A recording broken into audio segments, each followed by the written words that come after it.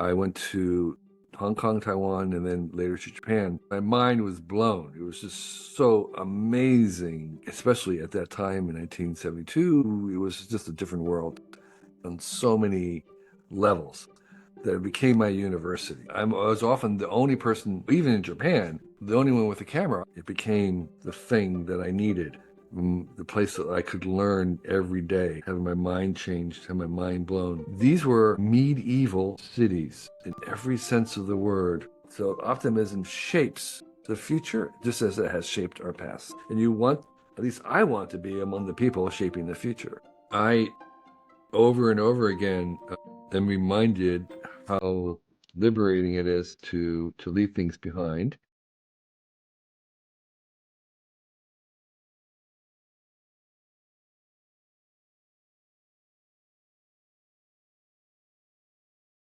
When someone tells you about the peak year of human history, the period of times when things were good before they went downhill, it will always be the year when they're 10 years old. You were 10 years old in 1962. Can I ask you to take me back and tell me a little about that time and about the peak year of Kevin Kelly? Yeah, I lived in New Jersey, and what's very hard to appreciate with how parochial the world was in 1962.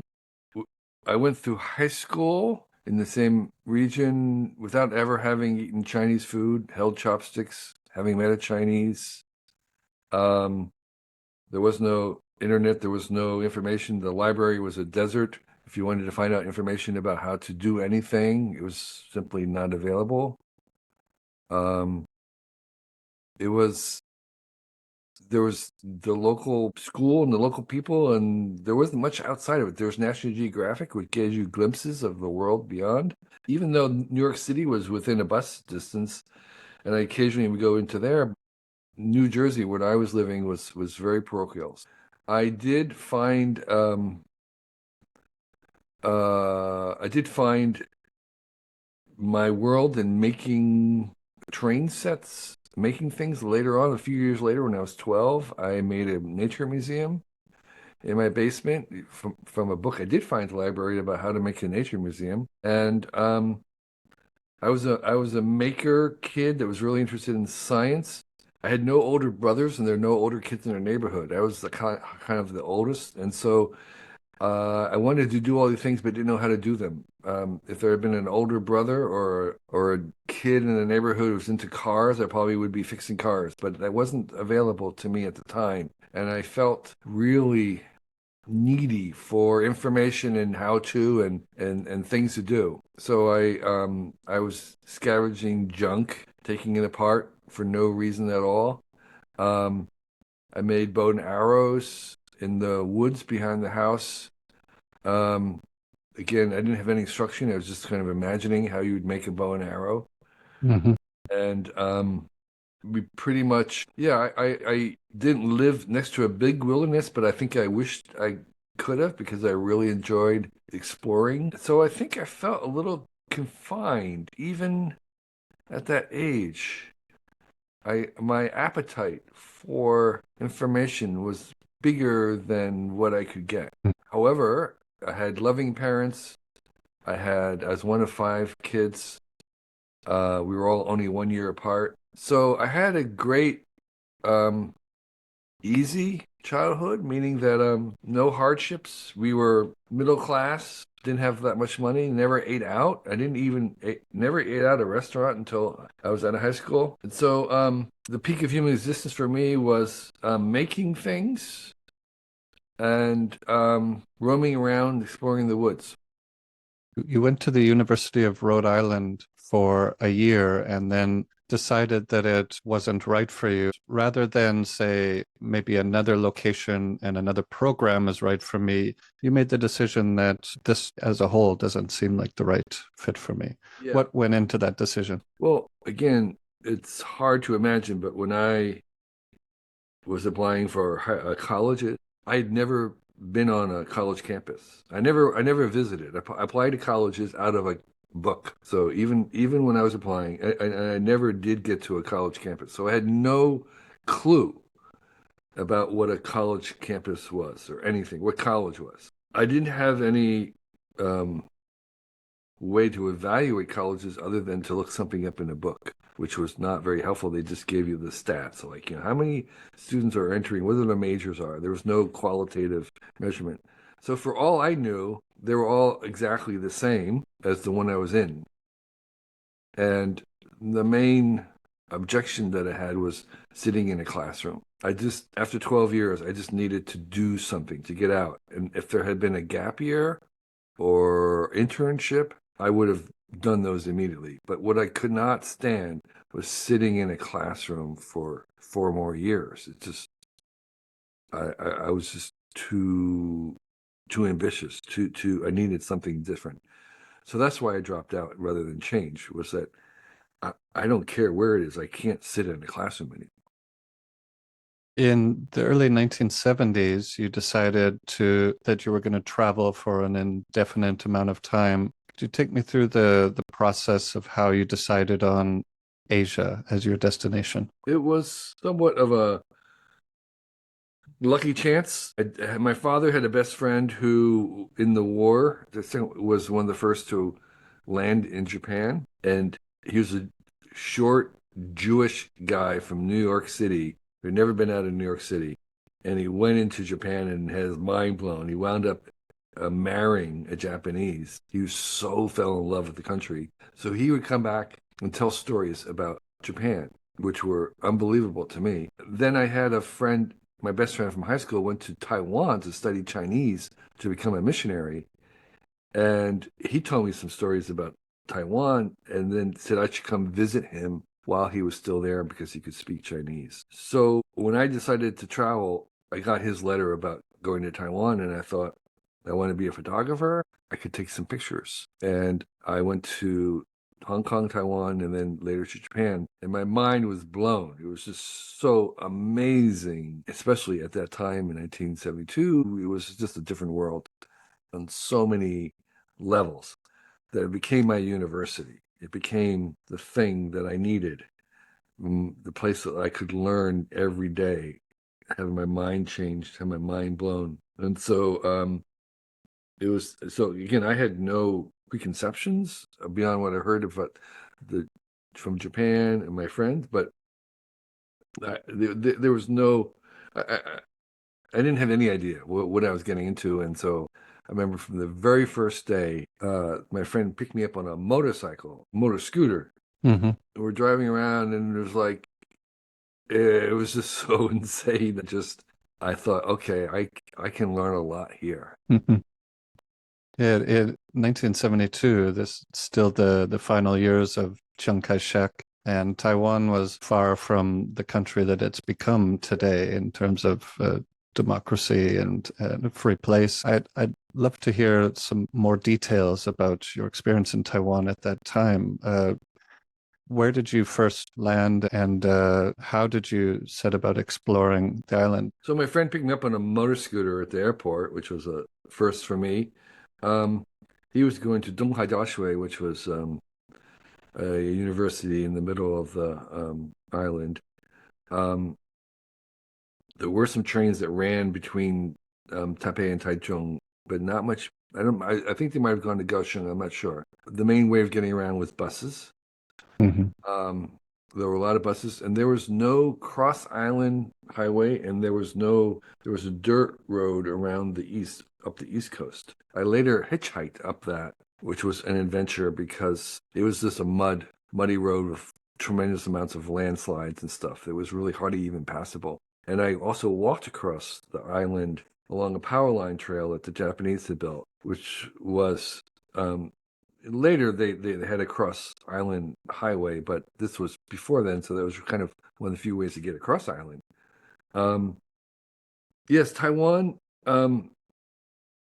was developing, but it was developing very, very fast. Taipei was a very gray, um, not very inviting place. It was mostly motor scooters everywhere. Very few people had actually cars. And it was kind of like the first of the motor scooter cities. A lot of cities like Hanoi and everything else and Bali have become motor scooter cities, but Taipei was sort of like the first. And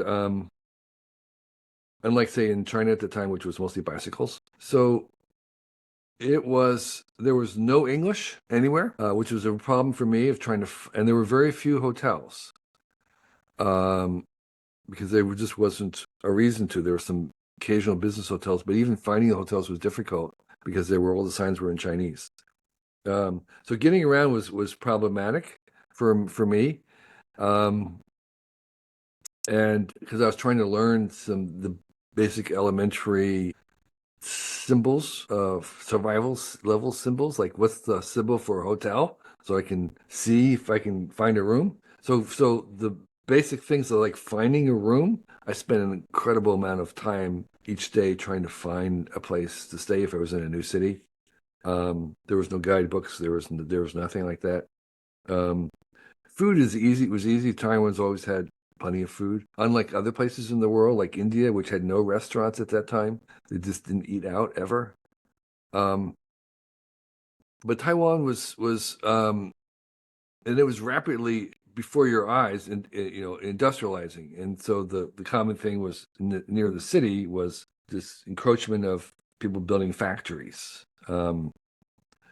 Like China would do later on, 20 years later, but China I mean, Taiwan was building factories very, very fast, industrializing. But most of the if you went down the street, the typical thing was there would be workshops and people living above the workshop, kind of like a store, but the stores would all have roll-up garage doors, and they would be open, and they would be making little things like flashlights or just all kinds of stuff, and they'd have maybe a couple of machines. And so you'd walk down the street, and then there'd be people making things or selling stuff, but it was all open. So I could easily walk into a place and see what they were doing, see how they were making those bowls, see how they were making those combs, whatever it is. They might have a little plastic injection molding. It was all very small scale, very accessible, and they didn't have a sense of privacy. So I could just walk up and they would be perfectly fine.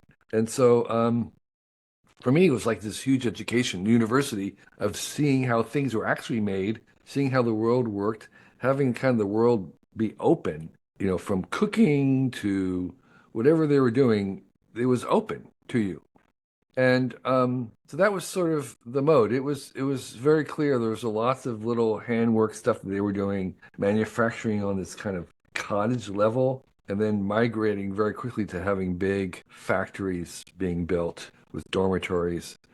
And the young girls usually would be working in the assembly lines, and the guys would be building the buildings.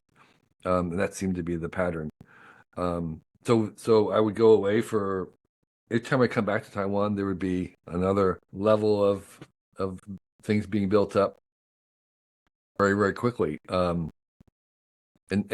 I just went back a couple of months ago, and it it I Japan has become a little bit more like Japanese Japan, and being very tidy and litter free, which it was not, 50 years ago, 40 years ago. It was this kind of chaotic, dirty, messy place. But as they've gotten wealthier, it's become spotless, like Singapore and Tokyo, in the sense of people park in a very designated way. There's bicycle lanes. There's no litter. People follow the rules. All this is sort of like new, in terms of the transition of their culture. Yeah. Yeah, I'm over here in Sapporo and Hokkaido, and it's one of the things that I love most about Japan is public bathrooms, no matter where you go, are the best I've seen in the world. And as you say, the streets are clean everywhere, trains run on time, and there's order in society. And it comes with some trade-offs, but most of the time I'm happy with those trade-offs and really feel comfortable living here for those reasons. And you're in Sapporo? Yeah, that's right. Okay. Yeah, I saw on the map on your website that you've made it up to Hachinohe in the northern part of Honshu. Have you, you're Never yet been to to make it to Hokkaido. Hokkaido? No, never been Yeah. to Hokkaido. Okay. I remember one time I was hitchhiking around Japan. I think this was my first trip, and I went down. It was like February. I think it was February, and I just I went down to Kyushu thinking, it'll be a little bit warmer there. And I just remember I was so freezing cold all the time. I remember I was having trouble using chopsticks because none of the homes were heated. And I had met another traveler who, one of the very few travelers, gaijin that I met in my time in Japan. I only met like one or two. And he was saying, oh, no, no, no. You need to go to Hokkaido for the winter because they heat. They have heat inside there. Down here, it never gets that cold, freezing, so nobody has any heat. And yeah, that was uh, I never made it to Hokkaido. I should have gone there, but one of these days, I'm Hmm. going back in December next year. So yeah, Oh, I'm great. doing more of the Nakasendo, which I've done two times, but I'll do it a third time. Wow, sounds great.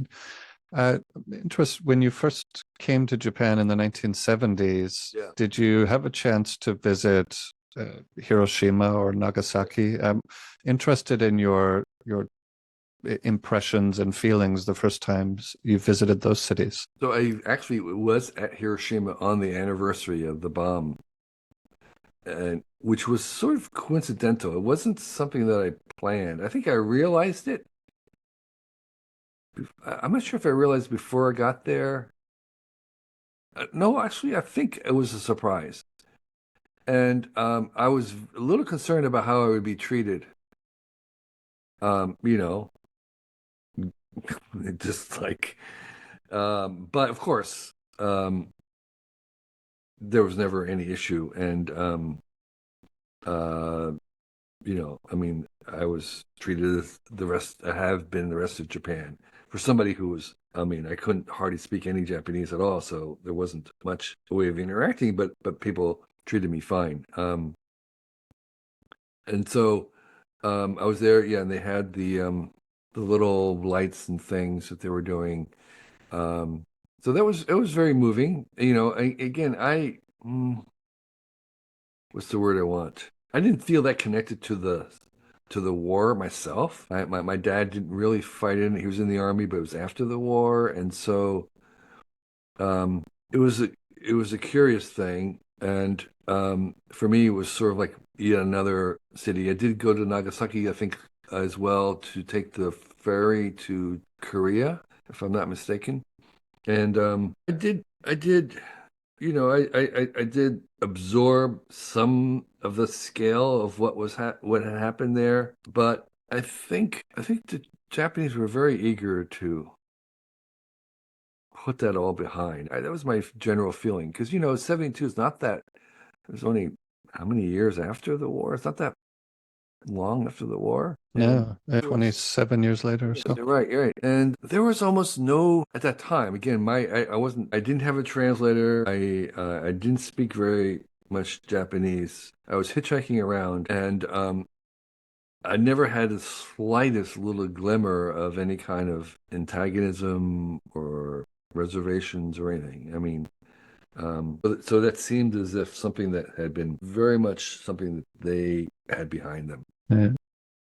Uh, Interested to hear about your time in the 70s. You gave yourself this goal and mission to take photographs all over these places you were traveling. And I'm interested in the drive and initiative you had to do this. You weren't just living like a bohemian or hedonistic lifestyle of a traveler. You were working every day. So what was driving you to do this in this way? Yeah, I said I would tell myself I'm on assignment. I have an assignment.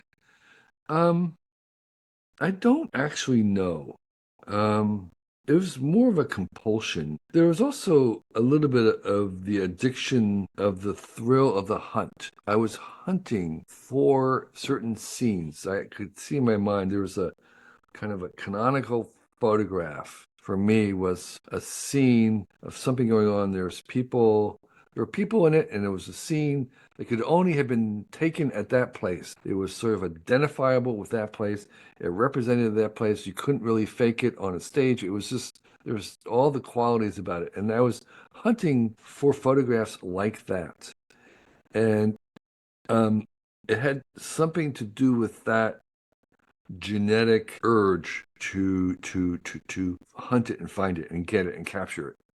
And even though I wasn't, I mean, later on I could share with people my trophies of what I got, what I captured, what I shot.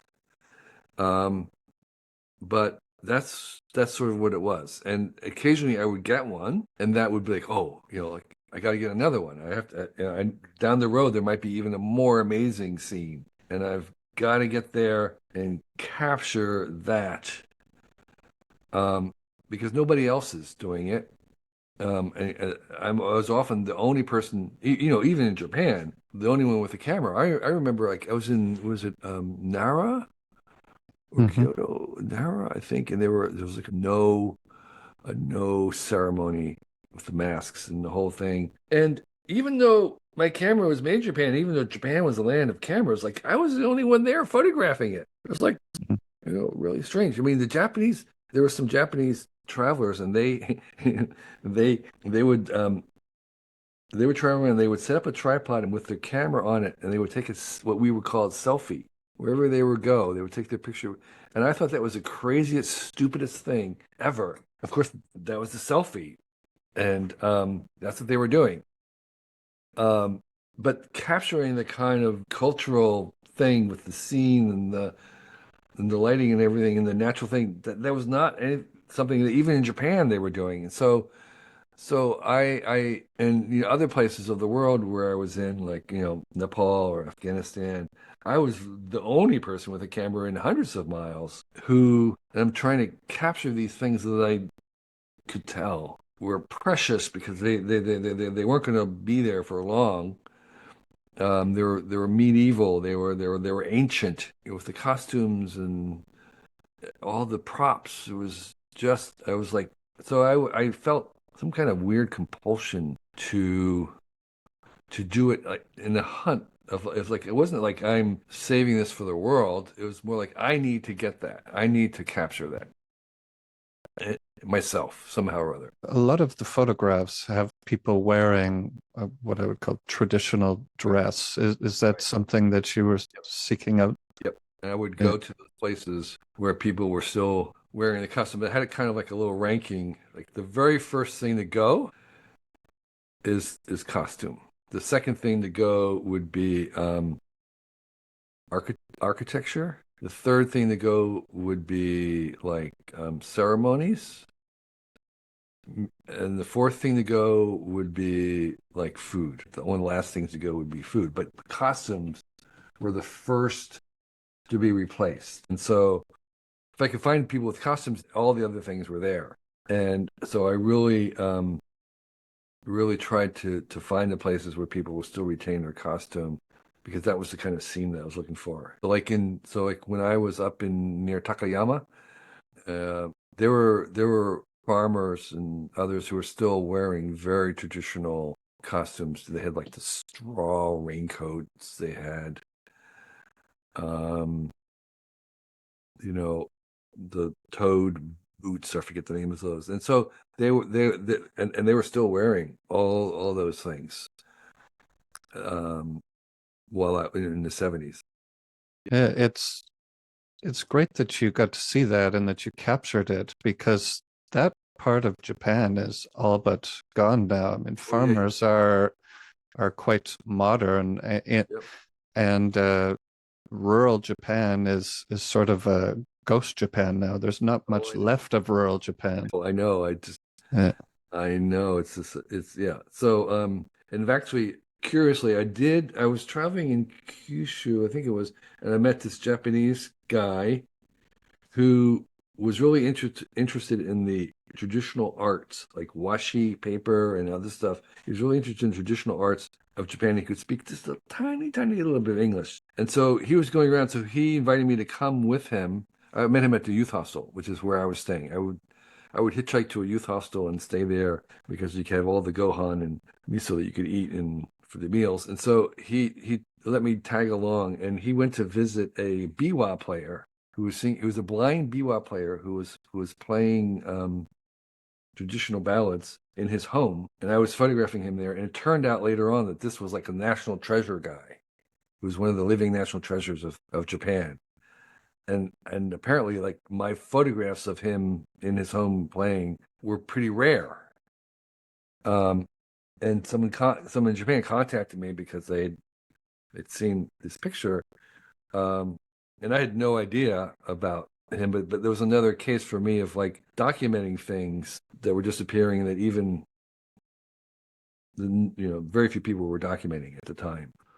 One of the things that I love to do when I travel is try to find elderly people and have conversations with older people because Yeah, they've are old enough to have lived through major events in history, but also lived through the changes that sure. their countries and societies have undergone. When you were traveling in the 1970s, it would have been possible to meet people born in the 19th century, potentially Yep. live through the Russo-Japanese War, Second World Right. War, Korean Right. War. Did you have any memorable experiences with something like that? So, for better or worse, in my initial travels, I was so poor that I very rarely had translators with me. And so my interactions with the locals was really only possible deeply on the occasion when someone was around who spoke enough English, which was very, very rare. So the short answer is no. I didn't have that. There was, I had a million questions which I would have loved to have asked them, but it wasn't just wasn't possible given my resources. I mean, I was traveling on several $1,000s a year, and so I just didn't have enough money to do that. Um, I felt privileged in being able to capture some of those in images if I could. But my interactions were very, very stunted and unfortunately not very deep. Mhm.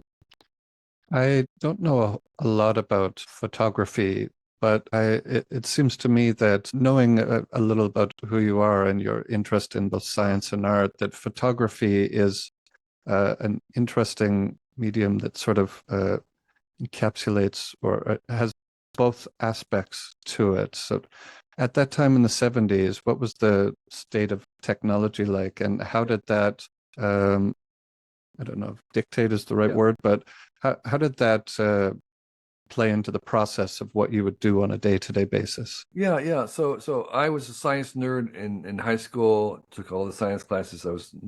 I loved the labs. I remember there was this genius girl who was my lab partner. She went on to become like a philosophy teacher at Harvard or something, got straight 800s on all her SATs. And I was like, oh, she's my lab partner. Fantastic. She was a complete klutz, could not do a single experiment. It was like unbelievable. So I realized, okay, there's different kind of skills people have. I was a science nerd, but I also took all the art classes. So photography for me was this wonderful, and I was interested in chemistry. I had a chemistry lab in my basement, and was a wonderful conjunction of a technical and artistic. And so, because at the time, the only way you were doing photography was you were doing the chemistry, you were doing the developing, and the optics, and everything was manual. And so for me, it was a really good combination of technical stuff with art. There was no computers. Maybe that would have been a different world, but that was for me that nice marrying, merging of the two together because you had to process things and then you go into the dark room and it's all fairly technical with timing the lights and developing and everything like that, which I liked. However, I spent enough time in the dark room that I was I cheer the demise film and wholly embrace digital. I'm never going to go back to the dark room ever. And so I have friends who do film, but they don't do darkroom work either. They just have it scanned. They don't even process it. So photography was this practice craft. Even the large format stuff, taking it on tripod and doing the big prints and the big negatives. I really like that. And it was early enough where there wasn't a lot of cameras around. There wasn't a lot of other people doing it because it was so technical. Um, and I just enjoy the art of it as well. Just kind of focusing on um, the image, and what turned out that photography for me was an excuse to go out and look, to go out and see. So part of what the habit of the in Asia was having the assignment also forced me out all day to be out looking. And it was like the ultimate excuse to go see things. And even now with this is the best camera I've ever had. And I will still take some pictures even though I don't do much with them, but it's a way of getting out and looking and seeing. Mm-hmm. You've now been traveling in Asia for 50 years now, and it's undergone some remarkable transformations. What are some of the things that I guess if I put it that way, what comes to mind for you? What stands out as the way that this continent has changed? Where to begin? I mean, so the short answer is that Asia sort of underwent several centuries of development in 20 years, in a very short time. It kind of compressed and accelerated what the U.S. went through. So, as you were mentioning, there are people in China, India, who went from almost medieval level lifestyles to incredibly modern lifestyles themselves. They've been through that thing. They grew up without plumbing, and now they have Wi-Fi. And so so that's one of the stories. And what that means is that actually they're like China and India too, they're undergoing they're changing their culture. The China is not their parents' China. Their parents did things that they would never do now. The young people would never do, like infanticide and stuff. They're just never going to happen. But their parents did it, and so um, there's so that culture's changing. That's one thing to say is that the culture has evolved very, very quickly, and the environment has evolved very quickly. I was talking about Taiwan going from this sort of chaotic, seedy, uh, you know, um, gritty place to impeccable precision and tidiness um, within my lifetime. And also, I was born in 1952, so there were 2 billion people alive, and now there are 8 billion. So I've seen an additional 6 billion people. Most of them are in Asia. So that was also going on. It was just a sheer doubling, again, within my own experience, the doubling of the number of people. And so, in places like Nepal and northern Afghanistan, Srinagar, Kashmir, these were medieval cities in every sense of the word, architecturally, socially, hygienically. I mean, they were living like in some of the towns in northern Afghanistan didn't have electricity. They had kerosene lamps. They didn't have plumbing. They had child brides and slaves. I mean, it was medieval. And I got a chance to be there and see that and witness that. And that has changed. That's gone in many ways. And so that's good for them. It's good for them. They've developed. They've moved to the cities. It's not just Japan that's emptying, but believe me, it's China. parts of India. It's the same thing. And for the same reasons. If you're a young person, you don't want to be a farmer, you need to move to the big city. And they all are doing that. The cities are, the towns, the villages are emptying very, very quickly. And so that changes the country. China has built this incredible, vast 28,000-mile high-speed train network, Shinkansen level, 28,000 miles of it. A lot of them are stopping at villages they're now empty. I mean, it's kind of crazy. But I mean, these little villages are like they're going to become museum villages like the Cotswolds in England, where they're immaculate, very charming Dong village is this, all hand crafted wood houses that are basically B&Bs and some grannies living there, and that's it. But anyway, so that's part of this transition is the emptying out of the villages and the loss of the traditions and new traditions and whatnot being made in the cities, and it's a very urban, futuristic. For instance, Shenzhen is the size of New York City, but it's brand new, built in 20. Everything's 20 years or less. It's weird because it's like a brand new, huge city, and nobody in Shenzhen was born in Shenzhen. Mm. They're all immigrants, and so and they have this immigrant hybrid vigor, and it's very bustling, and it's one of the hippest cities in the world because everybody's young. Um, and so I mean, I don't know, I could go on. There's lots of transformations. It's like, Yeah.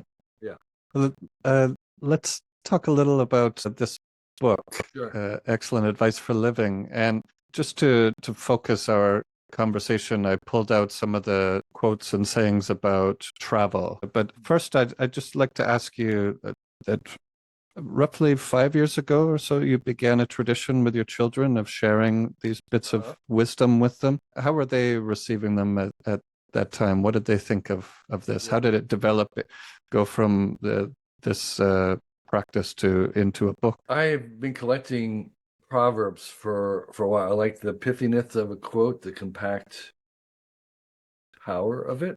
And then I started writing down some of the things that I wish I had heard earlier as somewhat a reminder to myself, um, to kind of like be able to like memorize it. And then at some point, I realized that we're not preachy to my kids. I don't give them a lot of advice. I'm kind of I'm the opposite of a helicopter parents. Be away, be like a lighthouse. And but I did decide that there were some things that I wished I had known earlier. So I decided, well, I should tell them because I wished I had known this earlier. Maybe I should just write these down for them. And I began doing that as an annual thing. And it went kind of viral because they were online.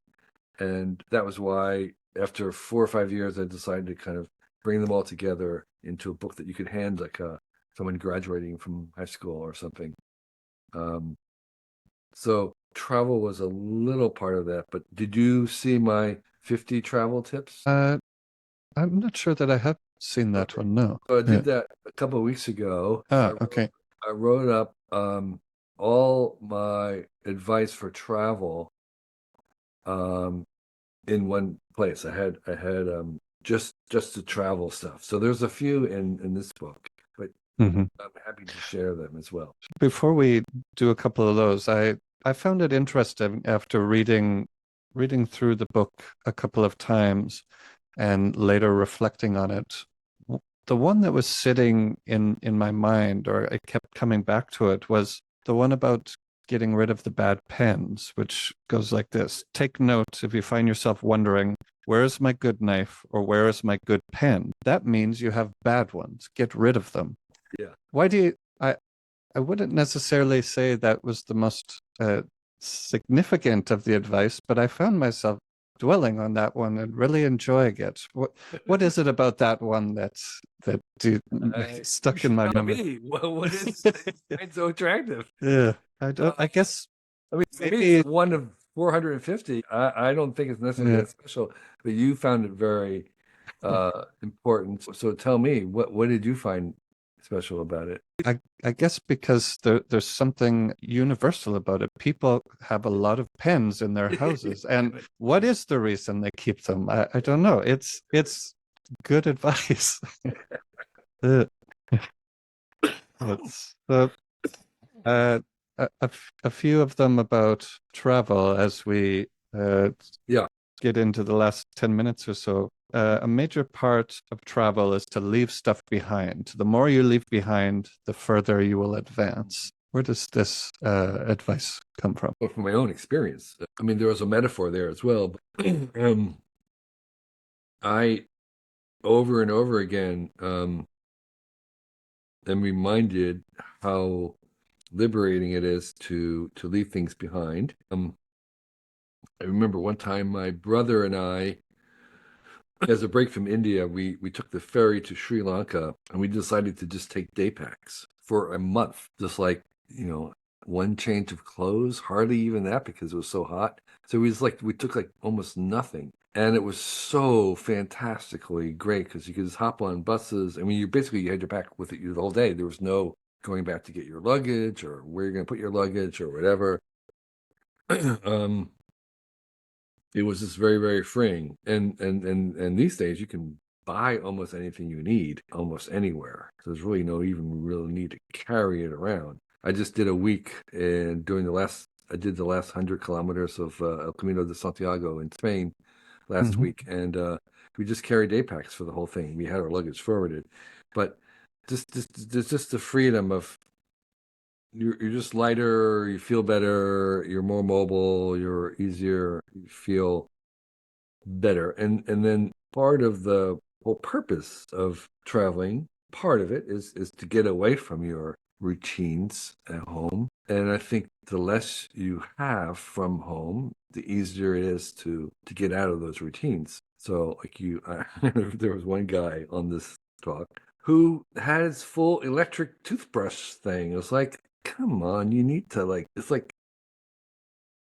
just yeah, you want to let go of things. Yes, I understand. It's a habit. It's a good habit, but still, um, you want to leave stuff behind and then see how far you can go. I really like this one. On a vacation, go to the most remote place on your itinerary first, bypassing the cities, then return to the big city at the end. You'll maximize the shock of otherness in the remote, and then later you'll welcome the familiar conveniences of a busy city on the way back. I think this is great advice, and I think back to many of the places I visit, and you land in an airport and the first thing you do is you go into the heart of the big city. Yeah, But yeah, that seems to be the people feel they want to get adjusted. But what we do, I do this with my family too, is we land at the airport and we immediately take either another flight or a jeep or a bus immediately to the most remote place that we're going to go to.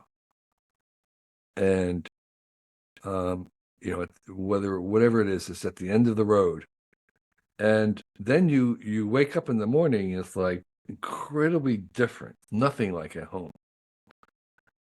And all that wonder. And it's good because if you make any mistakes, they're less expensive out there. You can kind of get a sense of how much things cost or how things are done. So mistakes are cheaper. And then gradually you're coming back, and when you finally arrive at the big city with the McDonald's in it, you're delighted. You're like a country bumpkin. Oh wow, look at that! They've gotten a massage. And you're delighted by all the things that you normally would be bored by if it's just another big city. So it yeah. really does seem to work, and we've tried it in so many places, and it works perfectly. In 2022-23, I did a 3 month journey around Taiwan, going clockwise. And when I was going from Hsinchu back to Taipei, I was writing in my journal that it feels like I'm leaving Taiwan and going back to the world Right. because Taipei has become such a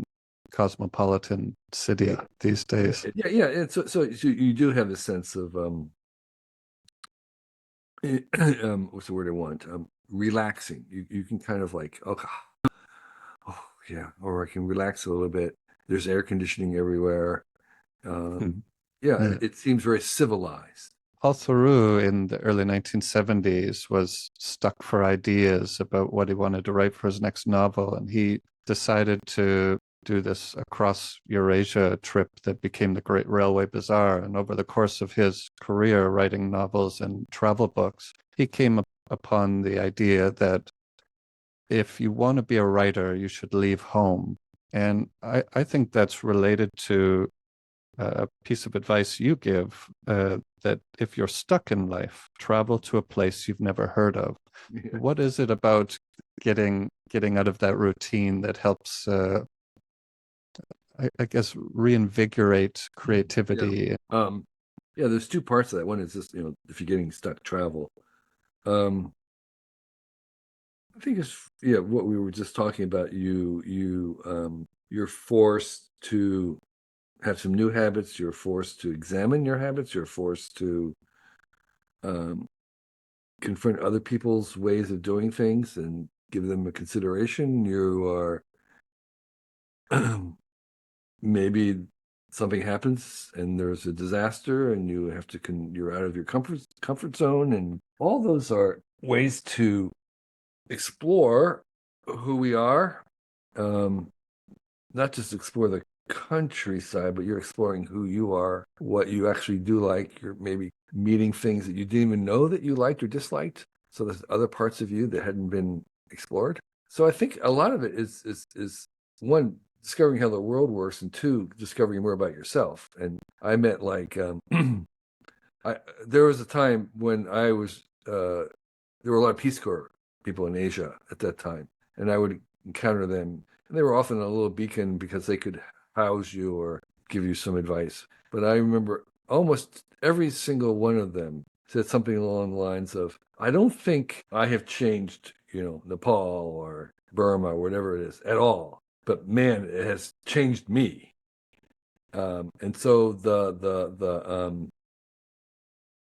the work that being done by that was not so much about the country that they were in, but about themselves and who they were and what they were about.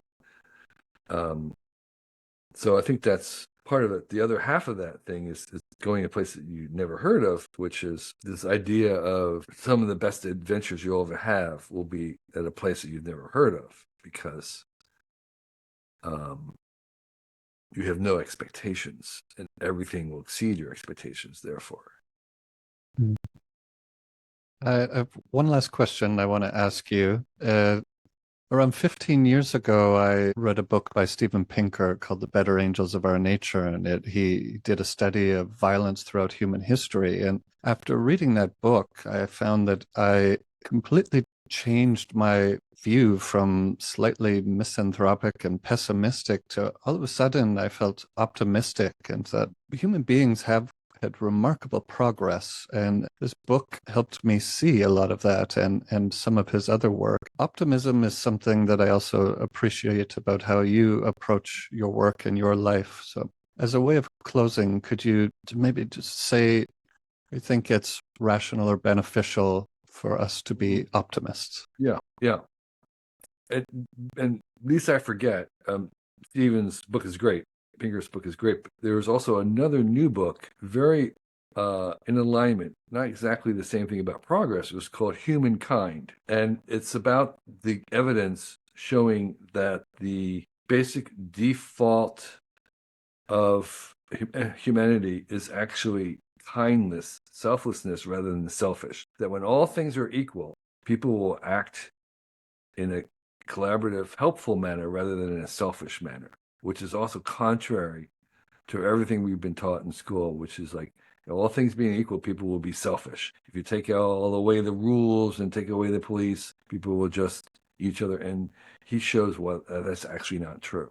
Take away the police and stuff, and people will recreate the society. And so, including the whole Lord of the Rings. I mean, Lord of the Flies Mhm. thing, because there was a real Lord of the Flies. There was a set of boys who were marooned on an island for, I think, for years, and they didn't kill each other. They actually collaborated and made this wonderful group community. And so, anyway, Humankind is another book that you might be interested in.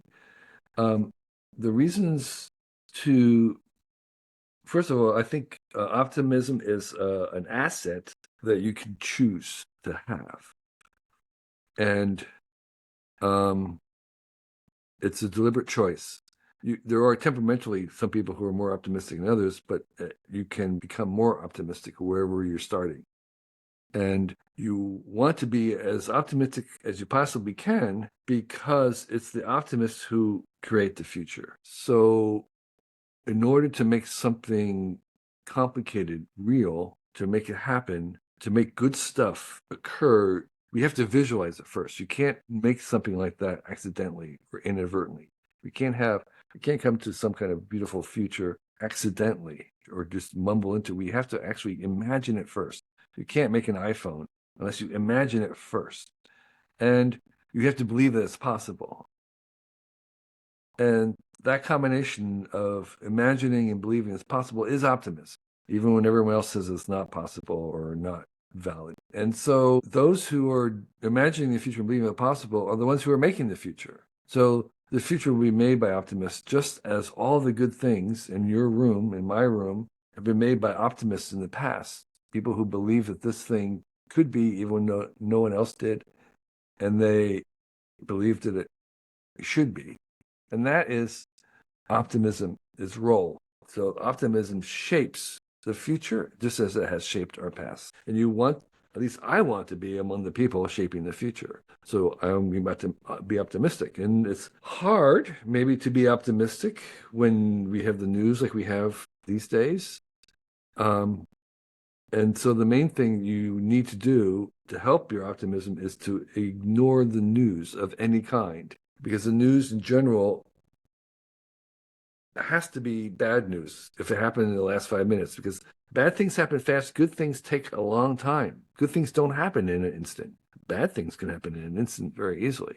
And so you want to look, instead of news, you want to look at the actual data, not anecdote, not stories, but just the actual scientific data. And when you do that, you see what Tinker saw, which is that there is a general trend over time on average towards progress. And that those ingredients are still working. So they're unlikely to change quickly because they're good stuff. They've taken a long time to make up and they're still there. So ignore the news. And then the second thing is you want to have a longer viewpoint. The best way to increase your optimism is to take a longer view, take a 10-year horizon. And then you can see progress. You can't see it day to day, but you can see progress over the long term. And you can understand that any setbacks are only temporary. So when you confront setbacks like stock plunging, it's temporary. And so learned optimism in students are the students who come to understand that if there's something failed or they don't do, it's not their identity, it's only a setback that is temporary. So if you take a longer view and ignore the news, you have a better chance of increasing your optimism. I really appreciate the opportunity to speak with you today, and I've learned a lot from your website and all the amazing things you've done in your career thus far. So it's an inspiration, and You're very welcome. Thank you. thank you. And I appreciate the opportunity to chat with you. You may want to check my website because I think I have those 50 travel tips for you there. Yeah, And I'll do that. Yeah. again, I appreciate your time. Thank you. Yep. Bye-bye.